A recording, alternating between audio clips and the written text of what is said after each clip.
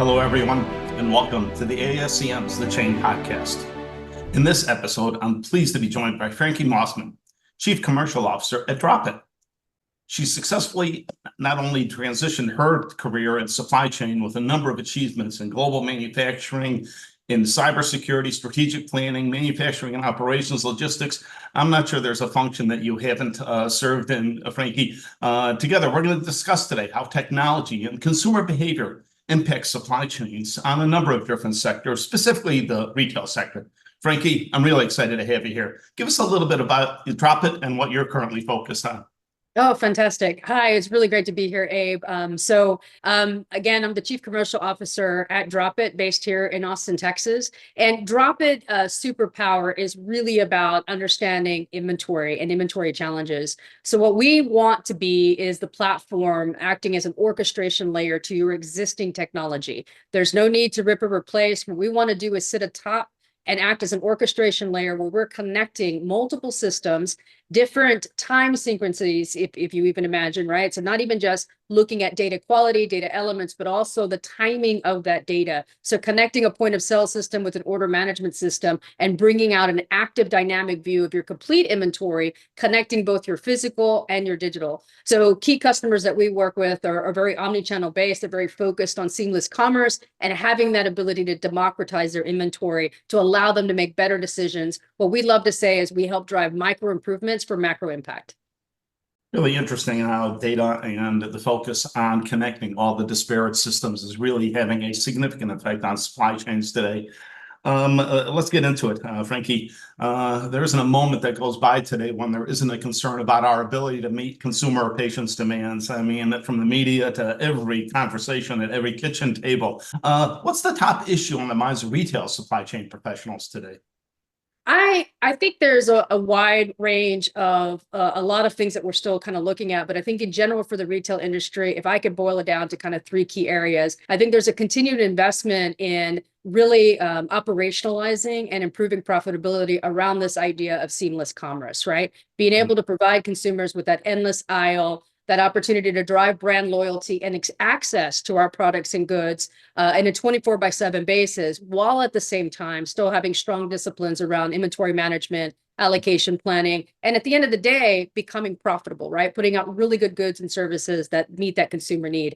I think the second piece is conversation around sustainability is going to continue to mature, become more thoughtful, more prescriptive around what that needs to look like. You and I in our past have had conversations about, really being transparent about our tier 1 and tier 2 suppliers. I think specifically in the retail space, that's going to become more crucial for the brands of tomorrow. And then last but not least, I would say there is a rising concern, especially in North America and other parts of the world, just on shrinkage and the theft loss, right? And the gap of visibility that that's providing. Now, we've seen, in the media recently, some front end shrinkage that takes place when things are coming over, by a container, et cetera. But we're also seeing it at a very micro, right, level in terms of at the physical store, what's taking place in a very organized way. So I think just really understanding that question of what's in the store right now, what do I know that I need to replenish, and how is that being affected by shrinkage? So if I had to kind of boil it down, those are three key areas, but obviously a lot of work to do still in the supply chain when it comes to retail. Yeah, going back to the fundamentals, really what you're describing here in terms of inventory management, knowing your customer and identifying, that perfect order, what that scenario looks like. The consumer, do they recognize the changes in their experiences right now as we're evolving the technology? I think it's kind of a slow effect. I was thinking about this. I remember when you didn't get deliveries on a Saturday or Sunday, right? It was unheard of. So basically you were out of luck if you didn't drop your order in on Monday or Tuesday, and you just accepted it. Then all of a sudden, Amazon comes on board, this whole concept of the marketplace economy came on board, and now we're starting to get stuff late Friday night, Saturday morning. The next thing you know, we're getting it within the hour. So I think it's an entitlement shift that we haven't even noticed. What we do notice is when we don't get it when we want, right? When something is out of stock or it's not available online, depending on what that might be, whether that's, a consumable item or an actual, fashion piece that you're looking to wear for the weekend. So I think I don't feel like we recognize it. We just recognize what we can get access to and what we have now. the customer experience, have we conditioned them to expect too much? Because we have delivered. We've overcome the pandemic. We've overcome a lot of the shortages, whether, from scarcity perception or otherwise, we've overcome. Do the consumers expect too much, or are we, playing a game of catch up right now? So I think if you go back to the idea of profitability, there are some really phenomenal retail brands, right? Iconic brands that have phenomenal loyalty, but yet we still kind of see in the media and what we see in their numbers, they're still struggling to hit profitability. So you have to start to ask yourself, well, what's happening, right? So, I'm wearing a blue button-up shirt right now. How many blue button-up shirts did I buy for my digital footprint, right? How many blue striped shirts did I buy for my physical footprint? And how have I made this shirt available so that if I'm selling this shirt, let's say for $50 and it costs me $20 to do it, but I'm wrapping money around to keep it available through my buffer stock, making sure that I always have something available online to fulfill and that it's folded and flat in a certain way because I got to be able to package it. Whereas in the stores, I got to make sure that it's also full, that it tells the story, it keeps the rack looking nice, but it's also on a hanger. So the whole way you've broke pack, right, to get it, hung up. So when you start thinking about it from that perspective, great, Frankie has access to get the blue striped shirt whenever she wants, but what did it cost us to be able to do that? So when I really look at it, I'm thinking about, and I love where the conversation is going, is starting to use big data to really understand the best place to position inventory, right? And to start using this to really democratize the data. And instead of us looking at it as a digital versus a store component, my CEO loves to say that Gap, one of its biggest competitors is Gap.com, right? So like if you're looking at it from that perspective, imagine if you could really start leveraging big data to comprehend, hey, I'm going to buy for all my channels. What's the best suited? Maybe this blue shows up really well online and it has a much better performance of turnover when it's sold digitally versus putting it in the store, right? Things of that. Like if you're able to now start asking those kind of questions and breaking that up. But I do think we've done a lot to appease the consumer, to attract the consumer, to go to these different trends, and it's necessary. But I think we've almost overdone it in that is what is causing an inventory issue and now a profitability problem. Interesting. You're bringing up, sort of that experience that the consumer is going through, whether in the store or online. And one of the things that we've experienced over the years is the perception of volume and the number of options that we have for the consumer. Obviously organizations want, companies want to make sure that they keep their consumers. Whether you're buying the blue shirt or you're buying the pink shirt tomorrow, I want to make sure that you maintain your relationship with me. Have we gone too far in terms of the variety, in terms of trying to satisfy every customer out there? My short answer is yes. I think we've gone way too wide, right? Yeah.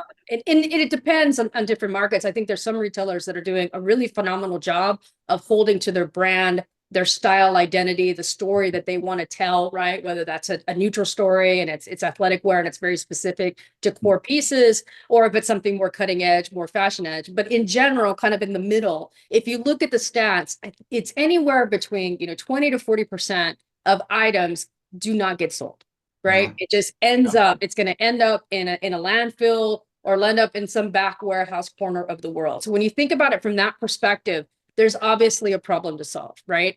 And then I think you take that back to the big data component, right? Which is really understanding, where do I have things setting, what's making that work well? We talked to a potential customer, and one of the challenges that he talked about was, I want to know why. We developed this great allocation plan, right? We execute to it. We look at what the societal trends are looking like, what colors are really popping, et cetera. But at the end of the year, I've got thousands of double XL yellow t-shirts for men. Why did I end up with that? Like, why does that every year I end up with that pile? Now, it's not to say you can ever get that down to zero, right? I'm not looking for perfection. You and I have had past conversations, right? I'm a big fan of being fearless versus flawless. But what if you could reduce that by 50%? And then in the next year, you're compensating that because you're understanding where the inventory really needs to be. One of the things I think big data can do for us is, let's say you have a red dress, and that red dress is selling really well on the West Coast, but not so much on the East Coast. Well, standard engines, right, which work really well, have these singular rules that say basically we replenish. So if one thing gets sold, I'm going to give it a 5-day lead time, and then I'm going to replenish that with another model. What if you could have an intervention to that says, hey, we're really not selling that well. And even though one red dress sold in the East Coast, we're actually turning over a lot better in the West Coast. Let's just store transfer. Don't replenish any of my East Coast stores. Imagine if you could just actively balance your inventory and start positioning from that record. I think we're nailing it down on the allocation and we're getting an idea. But that fear and a lot of the contributors, right, is that buffer stock, right? Or that, well, wait a minute, somebody might buy that neon green, right? So let's keep it wide. The focus on resiliency in terms of you need to be in business no matter what. The Red Sea, the Panama Canal, the port strikes. Yep. Pick your challenge here, and it's hard to convince the retailer or the manufacturer to say pull back on your manufacturing. We don't want excess. So how do you balance that?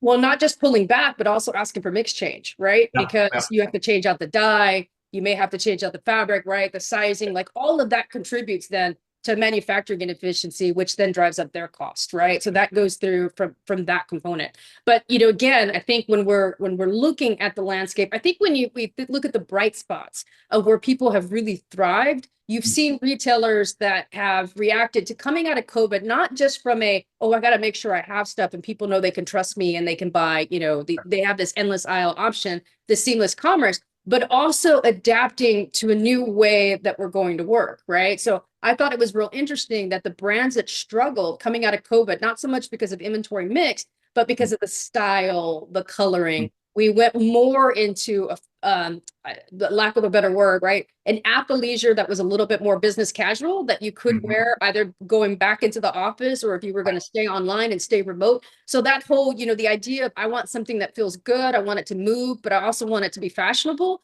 Brands that picked up on that trend and adapted to that quickly, which by the way, kind of meant they reduced their portfolio, right? The colors became much more muted and much more neutral, whereas the others that maybe threw in a couple of those pieces but kept the full array are now struggling with inventory challenges, right? So I think this is where not only do you need to understand what your customer is buying, leverage that data to adapt to that, but then use that signal to be more transparent and communicate better with your manufacturer of what you're, how you're doing that, what that planning needs to look like. But you're absolutely right. Once you've set that window and you've got that engine moving, it's hard to get it to stop.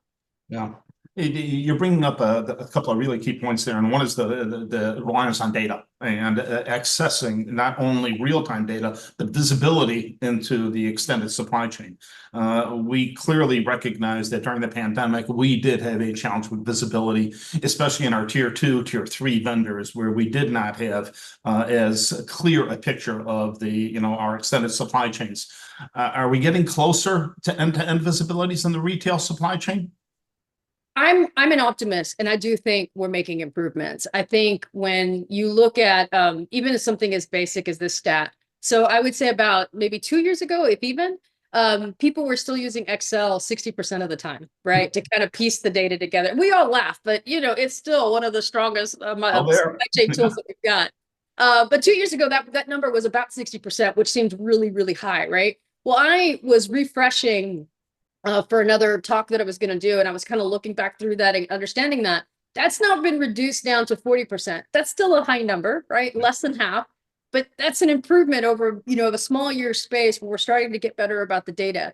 I'm a data purist. I still feel like data is the dirty word. And it is the blocker for a lot of innovation around thoughts. And I think that's for two reasons. One, I think as we've added technology to allow us to offer this endless aisle and the seamless commerce, I think we have made things more complicated. And then we've created taller walls in between our divisions, right? So you have the folks focused on the wholesale model, right, which is a slightly different supply chain. You have folks that are focused on the physical footprint, and then you have folks on the digital. And each of them have their technology stack, right? There's some common, but in general, they've got their technology components. Now you've got this data segregated. You have the instances of the timing of that data being different. And so we've kind of moved, we've allowed that to come in. That's creating a barrier, but I think we're getting smarter. You're hearing more and more people come out to talk about their data strategy, what they're doing to centralize data, investments in data lakes, et cetera. So I think that's going to be the key. I think the one thing that's still slowing us down is we keep waiting for this data to be perfect. And it's just, it's not going to be, it's just not, but it's enough data that intuitively, maybe you don't reduce the double XL yellow shirts by the end of the year by 50%, but maybe you do it by 10 or 20. And then the next year you're compounding on that. And the next quarter, you're getting smarter about not reordering the shirt, that new yellow shirt phenomenon, right? That's going to happen at the end of the year because you're course correcting inside. So I'm always a big fan of, we have to take what we have and use that directionally to kind of drive a decision and to go forward. And then secondly, and I feel very safe in the space to say it, technologists have to quit blaming the customer that they've got to get their data right before they can do. I'm sorry, our role in technology, specific to supply chain technology, is that not only do we have to understand the operating system that we're helping to improve, right? Because that's really what we're talking about, their operating system, how they run their business. Not only do we need to be able to do that, but we need to come in prepared to help them with the data architecture, structuring that data, putting it into a place that it can be consumed, metabolized, and then you can start talking about all the cool things you could do with machine learning and advanced AI, et cetera, et cetera. You can't do that unless fundamentally we help work with our customers to actually develop that data product. Interesting. You bring up a point in terms of the transformation and the focus on visibility, especially into the extended supply chain. As we, talked a little bit before, this was a latent issue for us during the pandemic. Today, there's not a supply chain professional that can walk into the C-suite and say, I don't know who or what is in my supply chain. So theoretically, we should have identified all the players and all the activities. So the good news is we should know all the players and the activities. The bad news is that we now know all the players and all the activities in the supply chains now. In terms of that identification now, that focus on data transformation, are we going too far in imposing that on our tier 2 and tier 3 vendors where they don't have the capacity, they don't have the technology, nor the experience? Real quick to kind of broad brush and say, we need real time. I need real time visibility. Yeah. What are you actually asking for real time visibility? What it in real time can mean different things depending on the type of information that you're trying to react to, right? If we think about our vendors, what they really want, right? If you think about it at a very fundamental level, is they want a decent forecast that's relatively accurate, right? That you're not going to bullwhip on the mid-year and go, oh, I was wrong. Don't do any more yellow t-shirts. I need everything now to be red skirts, right? Like, and that's an extreme case, but they're really looking for that communication, that transparency, and the understanding of the plan. I think fundamentally, everyone is starting to pop in different types of technology investments, but it really comes down to what is it we're actually asking? What are we solving for? And what data we need to pull? So in other words, if I'm dealing with, let's say somebody that's doing linens, textile, they're doing dyes of fabric, and you're going, Frankie, come on, these guys are going to go buy, a massive OMS or an ERP system. How are you going to pull data from them? That question is, what do I need to know in terms of how they're feeding into the supply chain? And maybe it isn't an elaborate, type of ingestion, but it's, hey, I need you to download or put out what your output is, what your capacity is. And then we take that as an assumption and roll that into, okay, and that means we're going to produce 1,000 shirts that look like this, 1,000 shirts that look like that. And that's more of a connection point. I think we overdo it when we start feeling like, well, everybody's got to go create this tech tower. It really comes down to the operational flow and what information you're getting from it. And I still fundamentally believe it comes in the center of what gets allocated. I think we build out brilliant allocation plans, and there's a lot of human capital that's chasing that down. But fundamentally, if you had a way to drop something in the center of that could automatically correct or at least send a signal, right? Not telling you every single day I have a real time, that you have a problem in real time, which is in essence what we got, but something that actually says corrective action. We can reduce the orders on this. They can keep the line on white t-shirts, right? No need to switch to yellow. Keep them on white, right? Something that allows for that early warning and that predictor model. Interesting. You're describing sort of a balance between the technology and the supply chain professional, the worker, in terms of their experience, using their experience and using their the past the knowledge in terms of not only accepting what comes out of technology. And I think this is one of the areas that we're particularly concerned about as we train individuals, is that our over-reliance on technology. And we're getting individuals coming into the workforce right now that can't critically evaluate information either coming in or coming out, and lack of real world experience. And yet the technology investment, if you talk about digital transformation to any company right now, how much money can we throw at it? Because that's the solution, is just implement technology here. Are we overflexing on the technology versus the individual, or where does that balance occur? So I believe you and I in our past conversations we've talked about this, but I had a mentor early in my career, right? And I was in front end factory operations where a lot of the automation came first, right? The robotics, digitization, different ways that we were connecting the processes, and we wanted to bring on board a new transport system, right, to kind of move the silicon wafers from process area to process area without human having to carry it.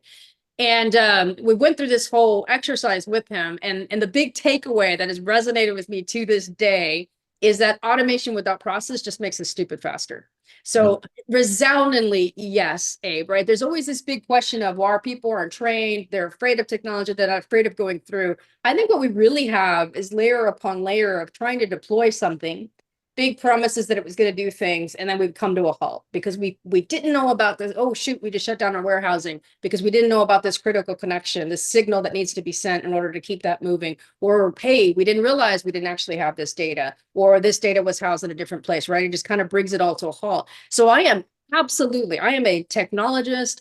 I vehemently believe in the product I sell, but I also vehemently believe that you have to have process before the automation. What problem are you actually trying to solve, right? I think that is super critical, and it's not so much training the people or repeating even what they're doing, but it's the process of, hey, we want to be a retail brand that has aggressive inventory turnover, that are profitable, but that we're always able to ship to a customer, maybe not same day, but in 2 days at the lowest cost possible. And I'm just making up an objective here, right? Every retailer is slightly different. But on that basis, okay, if you unpack it and bring it back and you want to improve profitability by 1%, what would that mean you have to do upstream to make that happen? Then okay, what do the process need to look like? Great. Now we know that. Let's automate that component of it because this is what's going to help us get to that percent of profitability. And that promise of technology solutions is always there. And Always, always will there. always tell you that this is your solution. And I've yet to see a company that's literally completed an ERP implementation. It seems to be the ongoing activity for every company. I had a former colleague of mine. We had just started a TMS deployment, if you can believe this. And I caught up with him 4 years later. And he's like, Frankie, we finally got the second business unit. They're in progress. And I was like, this is sad. This is so sad that we're excited. This. Let's get on to some of the scary aspects of the technology, and that is the need for data privacy as we're going headlong into data transformation, digital transformation, and getting access to this information. How do we balance that with the need to protect information from the cyber threats and the ransomware and the malware that is out there right now? Look, it is a real threat, and it's something that at Dropit we take incredibly seriously. We've made a lot of investments in our own cybersecurity, audits and certifications, et cetera. It's definitely a big issue, but I always have to chuckle as the supply chain, curmudgeon, that we're still sending very, very elaborate, detailed data by email, right? And now through Slack, and now through WhatsApp, and through whatever. So I always have to kind of chuckle about this big fear. And we all take the cybersecurity, as responsible, corporate employees. We take our cybersecurity, and usually the number one reason it states that we have a leak is because somebody clicked the link in a weird email, right? So that's so fundamentally the problem. So look, I think it is. I think the directions, I think the associations that are kind of guiding us around what those guidelines need to look like. I think the way like the ISOs and the QS 9000s and the way these audit controlling agencies have advanced to comprehend the data component is a necessary investment. We got to continue to do that. We need to continue to take that place. But I don't think that should be a blocker on how we work with vendors. Because theoretically, if you've done your due diligence, you've vetted them, you have a vendor management program, you're not bringing on some fly by the night. You're actually creating a protocol that allows you to successfully exchange information and to be able to go through that. And I think as a buyer, somebody who is procuring, and you have the guidance of your IT department, and now most companies have a CTO, they're providing guidance, et cetera. It's complying with those standards and making sure that goes through and that you're asking those questions when you're onboarding new technology coming forward. Really interesting because if you and I go back 10 years in our conversations, I don't think cybersecurity was one of the top priorities for supply chain professionals. The role and responsibilities right now for supply chain professionals is expanded so significant. It's exponential in terms of what they're Mhm. responsible for. Give me a sense of how supply chain professionals working with their chief compliance officers, their CFOs now, much more than they had in the past. It used to be, if you just, we're the problem solvers. If there was a problem, you talk to the supply chain professionals. Now it's on the prevention. Now it's on working across the organization to mitigate a lot of the gaps that we have within our systems right now. Are we preparing supply chain professionals for the roles that they're, taking on right now? I think if there's one area where we're really coming in and investing training and really that's why we're kind of joking about like, the one annual trainings that we have to take. I think that's an area where we really have made good investment, right? It is very black and white in terms of how you're interacting, what's required of the vendor protocols when you onboard a vendor. In my previous life, we actually had a situation where it wasn't the customer, it wasn't us, it wasn't the other complementary technology, but it was actually one of their vendors, right, that had a threat. And, we all had kind of a system to set the alarm, but because we were handling the risk management and the real-time component, we got that first alarm bell, right? And then the immediate protocol was basically to bring everybody to the table and flash, hey, you have something kooky going on with your Yeah. brokerage, like you're going to need to call that out. Hey, main customer, here's what's happening. Here's what we think the exposure is. And then the other vendor was able to kind of come in and go, yeah, we can validate what they're seeing. This also looks problematic. And then having even that postmortem afterwards, could we have been even faster? Was there even a faster way for us to respond? Why didn't the end customer see that when that was rolling through their TMS systems, et cetera, right? So it allowed us kind of this trifecta to go through. So I think we've done the right tone in terms of sensitivity, in terms of, enabling employees to be able to escalate phishing emails, right? Emails that look suspect. We've had it where people are using your name or your email and it looks like you. And so it makes it feel like it's safe, but there's like one thing off. So I think all of that, I think there has been a huge investment in it. I do think that moving forward, remember back when we were talking blockchain and how we could exchange that information between supply chain, that was going to make life so much easier, right? It didn't necessarily come to fruition, at least not at scale. But that's still a conversation I think that needs to be had, right? And it kind of goes back to your earlier point. If you've got a very basic tier one that's like, hey, we've got like this order form, like this is what we've got, here's our inventory stock. You got another tier two supplier that maybe is a little bit more advanced. How does that all get orchestrated together to be meaningful for the end person? And how does that get used? Because I think even in a supplier stance, we were worried about people getting our data, right?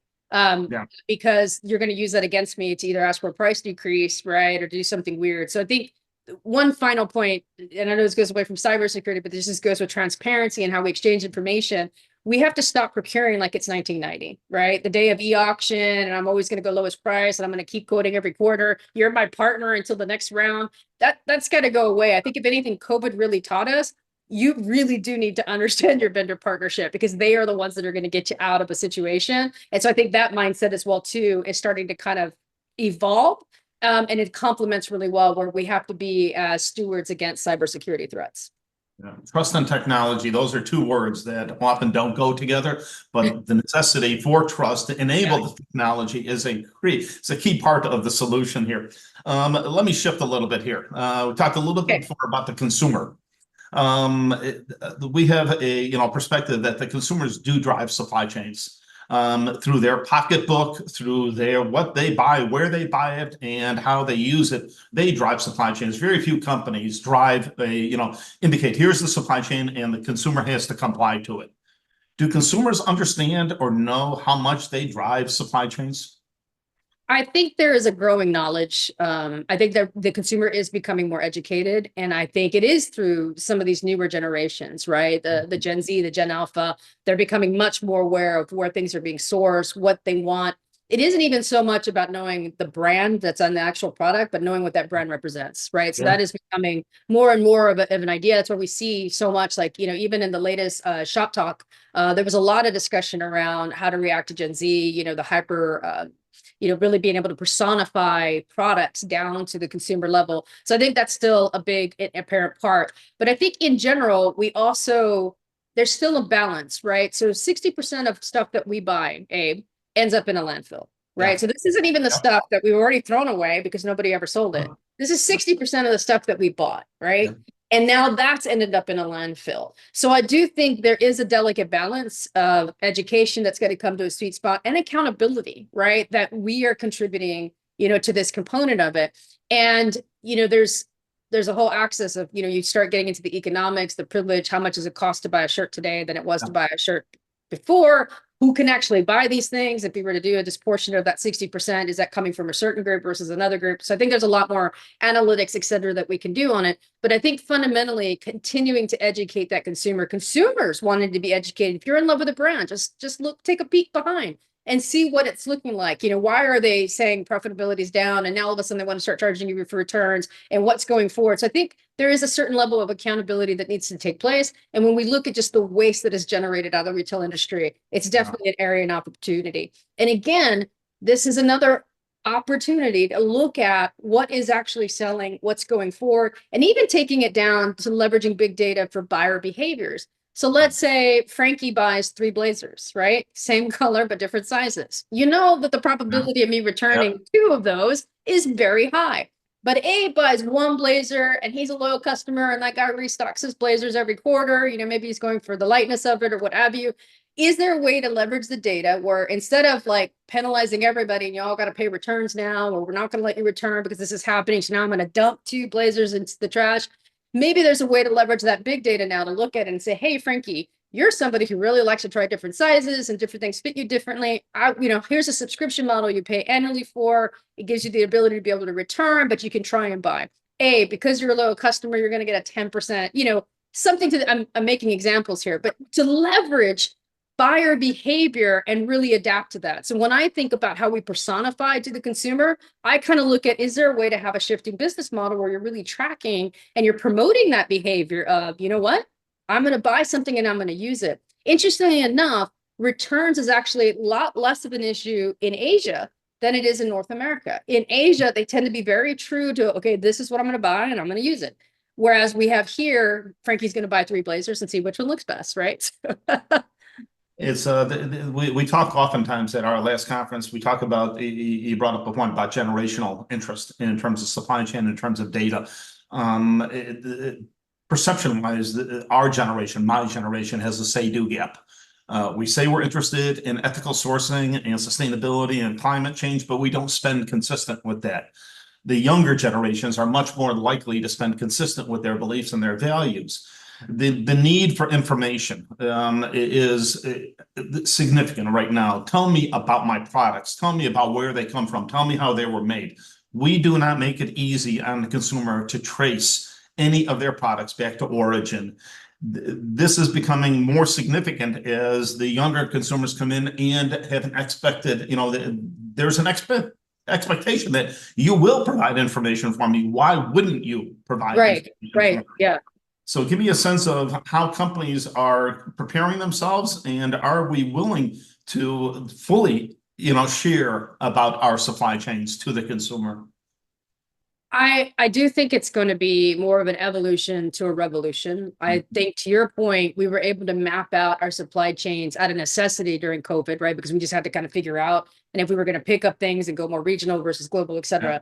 But, like specific to the apparel industry, a lot of the textile industry is still in Southeast Asia, right? There's still a lot of based around there. So I think there's even a bigger kind of corporate responsibility to kind of understand how are those workers treated? What's their environment like? What is that type, taking place? And then, again, I think about that final product and how much of that is getting produced and then how much of that is not getting used and going forward. So look, I'm going to be an optimist on this again, too. I think we are seeing more responsibility because bottom line, from appealing to consumers, you have to be able to provide that transparency. And that's almost kind of become an earmarker the way it used to be back in our day, right? If you wore Guess jeans or if you wore, like whatever the status symbol was, like in the 80s and 90s, that, what that was then now is, oh, I know that my concert shirt was made here in California and that's why I had to pay an extra $20 for it, et cetera, right? So that's becoming more and more of a conversation. So I do feel that it's moving forward. And I think this goes back to what we've been talking about, that transparency with our vendor partnership relationships, really understanding how to build a good product and do that at the most operational scale possible is going to require us to be better about communicating. More importantly, cooperating with each other, right? To create that product, to be able to produce that good and that complete fingerprint of where that item came from. Yeah, that's really interesting. Yossi Sheffy, a good colleague of ours at MIT, talked before about the consumer, expectations, and that if you want to pay $10 for a T-shirt, you've got to be okay with somebody at the beginning of that supply chain making perhaps 50 cents a day. That it's impossible to deliver to you a $10 T-shirt that's going all the way around the world and get it to your doorstep for $10. That means that somebody is not making something. The awareness of what is in our supply chain has become a significant issue, not only for sustainability, but for ethical, sourcing, as well as labor practices. Again, with the rise of Shein, with the rise of a lot of these online retailers pushing volume to individuals at the lowest possible cost, are we ever going to get away from price being the top 3 criteria and perhaps sustainability coming up there a little bit? Well, I would argue if we look at corporations, and again, my comment about like it's not 1990s anymore, let's change the way we procure and the way we're sourcing, right? Because that was top of mind for us, right? As always, what's the cheapest cost kind of go through. And yet, you'd get fired for service and quality, right? So I think it's a similar kind of shift in mentality that needs to take place. I think it's easy to argue from our perspective that, why am I willing to pay $10 for a shirt when it actually makes ethical sense to pay for 20? But I'm also I have the privilege of being able to make that choice. Right. Not everyone around us has that opportunity to make that choice. So I think we have to be, I think it's a much more complicated issue. I think we're going to see people want to be able to access apparel, fashion, etc., in a way that makes sense to them and where they are economically. But I think as supply chain stewards, leaders, if you will, if we can look at the broad base to figure out what could we be doing differently, right, to kind of drive that and bring that through, how to bring in that new competition. And there's always that new level of competition, Abe, right? So it's about really understanding what service and good are we producing out there? How are we making it go through? But, I think at the end of the day, everybody thinks they're a great negotiator when they think they got, a couple bucks shaved off something, right? Like that's everyone's number one negotiating tool, right? Is, oh, well, I got that for $5 less, right? Yeah. But you got an angry vendor. And like, if, I just remember back in my days, we had a parcel provider, and when the volcano erupted in Europe, planes were shut down, right? And we had a great relationship with this particular vendor, and they actually helped me up, and we did with private planes, right? Moving semiconductors around the globe to get it through. That wouldn't have happened had we just gone with the cheapest rate, right? And so, like, it's really about thinking and unpacking that. But I definitely think it's a complicated problem. It's something that I'm looking at, like even as personally as a consumer. I'll ask you to do this. Go look in your closet today, Abe, and I want you to tell me if it's even hard to find 20% of the clothing you have in your closet, you, not anybody else, but you, how much of it you're not wearing or you haven't worn in months. It's probably closer to 50%, maybe more. And then what have you bought new since then to add to that collection, right? That'll ultimately end up either a Goodwill, Salvation Army, or maybe hauled out with whatever, right? Depending on the age of it. But that would be my question to you. So I know I'm reflecting on that. When am I making a purchase? Do I really need it? Groceries tend to be one for me where I'm like, I don't want to throw away any food. So like, how do we manage the inventory management of our personal groceries? But I can buy it, it's cheap, and I can return it without any cost. And this makes it easy for the consumer to say, I'll buy it and I'll just return it. So you talked before a little bit about, conditioning the consumer in terms of, what the buying experience is like, whether, multiple items. And we know we're going to return, you're buying 3 pairs of shoes to find that one size that fits. Are we seeing the end of free returns? I think we're seeing more and more retailers get very serious about it. So there's a recent wave now that I saw coming through last quarter where it was basically like, we're not going to do that anymore. And I don't disagree. I do feel like there's got to be some, you got to have some stick in the game in this whole return process, right? Like there needs to be something around it that kind of deals with it and manages through it. But again, I do feel like it's either I'm going to give you everything or it's going to be punitive. Whereas again, if we could figure out this way to bring that data together and think about it this way. Have you ever connected, once you create your allocation plan, right? You have your S&OP laid out, you trigger your allocation plan, and now you're executing, right? And buying is happening and replenishing is happening and allocation is happening. But meanwhile, you have this CRM activity that's taking place, right? Mhm. Frankie's returning all her blazers all the Right. time, right? Abe's doing a good job buying us one thing. Oh, by the way, that yellow t-shirt is getting really ranked low. Like people buy it, but then they hate that they bought it, right? It didn't really work for what they needed. Imagine if you could take each of those data elements, right?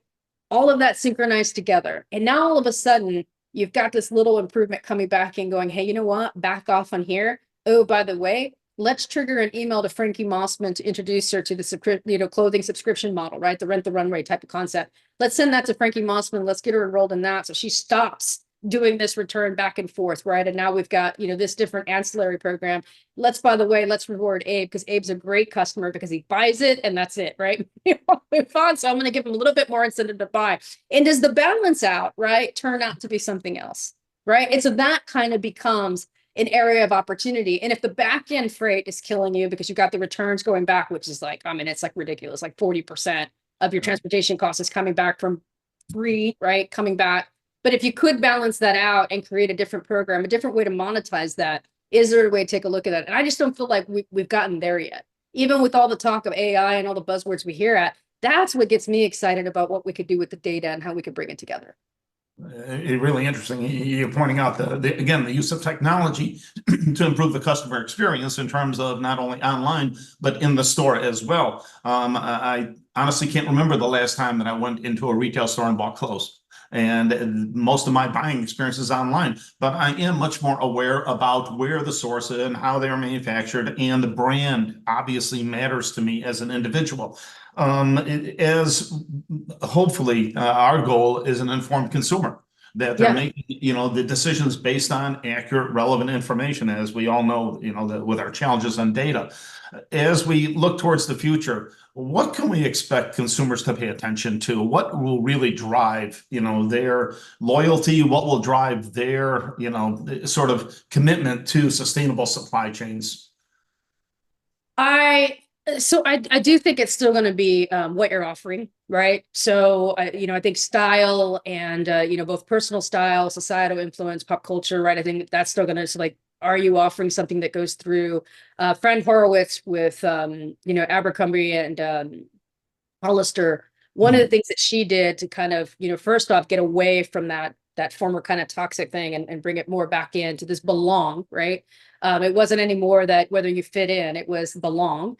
Right. And she kind of changed that whole concept. And then from an offering, they thought about the millennial. And they're like, hey, when millennials do their weekend, like they do the weekend, right? So we need to outfit them for the weekend, like their Friday night through Monday morning. What is going to be my vibe? What am I going to wear? And so they really started situating their stores to fit that piece of it, right? And then complemented, obviously, in the digital presence. So it was a mind shift of how to react to the customer. It was also quit competing with Hollister, right? So Hollister was meant Yeah. for teenagers in that group, but all of a sudden it kind of became this weird, like you didn't even know what you were walking into. It ended up having two distinct identities, two distinct purposes. And I love this idea of it's about belonging, having a great weekend, and what am I going to look like for that whole weekend, right? So it was like an end to end, if you will, Friday to Monday. What am I going to look like?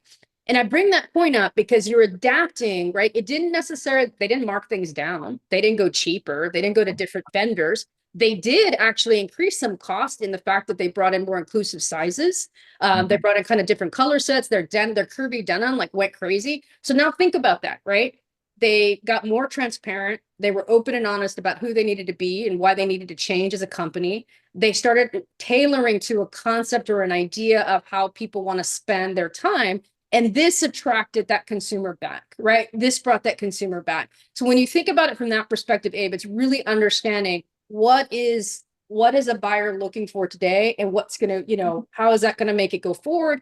How do you actually interact with that buyer in a true authentic sense? And that's what I feel they've kind of done in the dirt. It's a fascinating story. If y'all haven't looked into it, it took about 7 years, but they've done an incredible job in really understanding that landscape. And I think moving forward, that's what more retailers are going to have to do. And the retailers that you're seeing today, where you hear this talk of I'm an iconic brand, we're trying to get back out there, we're trying to reach back out. It's really Mhm. coming down to that misstep of what we're actually offering and what we're being able to provide. It isn't because Sheen took away my business or anything of that. Yeah. It's what's that experience I'm creating for the consumer. Interesting. In a previous podcast with Bob Treblecock from Supply Chain Management Review, we interviewed a company that was focused on that high touch experience that the individual wants, whether for food or whether for clothing. And in their solution, it would be that you are ordering something, you're interested in something. Literally, a van would drive up in front of your house. You would get on the van, pick out what you want, driverless, obviously, and provide that experience to you. So now the store is coming to you instead of you going to the store, finding different ways to reduce that, that transaction, friction that's occurring within online ordering and the returns. What trends do you see in the future of logistics and retail? I think one that I thought was really cool, Walmart just did their big summit on all their technology innovations that they have. And I'm a big fan of having my groceries delivered. I have to admit, I'm very busy during the day and it makes my life a lot easier. I'm addicted to it now, right? And I didn't even think about it, Abe. So like it's just natural to me. Oh, I'll just order it and we'll have groceries by the afternoon. But Walmart actually wants to take it a step further and they've got some ideas about auto replenishment. So like, let's say you buy your groceries from Walmart and they'll start to predict when you need a new milk, right? So they'll actually send you a text and be like, hey, Abe, you're going to need some more milk. Do you want me to go ahead and order this for you? And you could be like, oh yeah, I do. Or no, pause because I'm going on vacation or whatever that might be, right? But you're really getting personal with your store now. But the other thing is restocking all the way to your store, right? I mean, to your fridge. So it's like, store to door. Now it's door to fridge. So you can actually have somebody come into your home, stock your fridge. And I know that seems like, wow, right now, but in a couple of months, right, we'll be talking and there'll be somebody coming behind us, right, loading our fridge up with our groceries, hopefully giving it a wipe down, maybe. So I think that's super exciting. So I do think we're going to continue to see more dynamic positioning and more investment in the logistics space, right? So the use of drones, especially in the big metro city areas, I think we're really going to see more advancement in not necessarily replacing courier networks, but the accessibility of being able to book a courier network, right? And allowing that to be able to pop in and out and replace a parcel provider when, it's like the peak of traffic, right? And you're trying to get something from, downtown to uptown Manhattan, things of that sort. So I think we're going to continue to see that piece of it. I don't think this idea of real time is going to go away because I think another thing that we've all gotten trained to. I just replenished my coffee beans and I was getting a text every day on where they were, what they look like, and when they were going to show up. And so I think that's going to continue to become more dynamic, more ability to be able to kind of see what's taking place with the component of the fact that now theft at your doorstep is also higher, right? Because you're allowing more things to show up. So I think having things of that type, insurance, liability, being able to track when a package is at your door, keeping it protected, that type of thing is all going to continue to be big investments in that what we're seeing. So more final mile guys are popping up. I think eventually we're going to need to see a collapse of that because it is kind of getting spread too thin, and where you really start to see the economics is through integrations, right? The more integrations you have, seeing more of the data aggregators come forward, but we are seeing more and more of those folks come through. But it's really going to come down to the UI and the connectivity with brands, right? And with retailers to be able to really make it work. So two final questions. The first question, what worries you about the next 3 to 5 years within supply chain and retail and that consumer experience? You can pick your concern. What worries me? I've been so optimistic up until this point. That would be the second question. What are you optimistic about?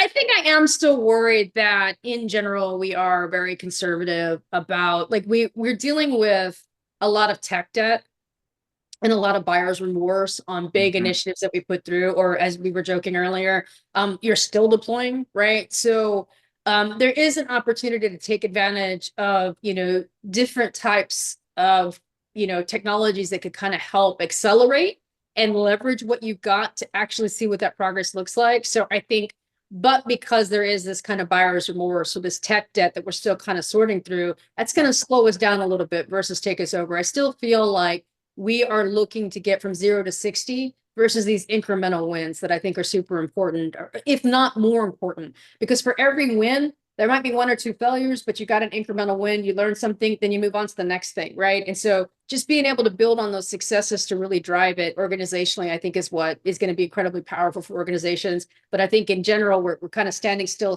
waiting for that perfect solution to come in and tie it all together.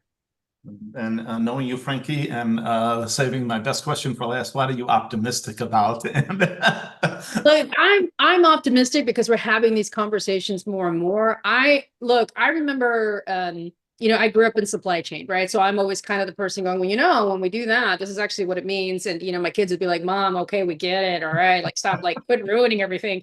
Um, but I am optimistic the fact that it is pushing forward these conversations, that we are starting to ask, what does it take for that person who actually put the garment together, right? Who dyed the fabric, who had to harvest the textile, right?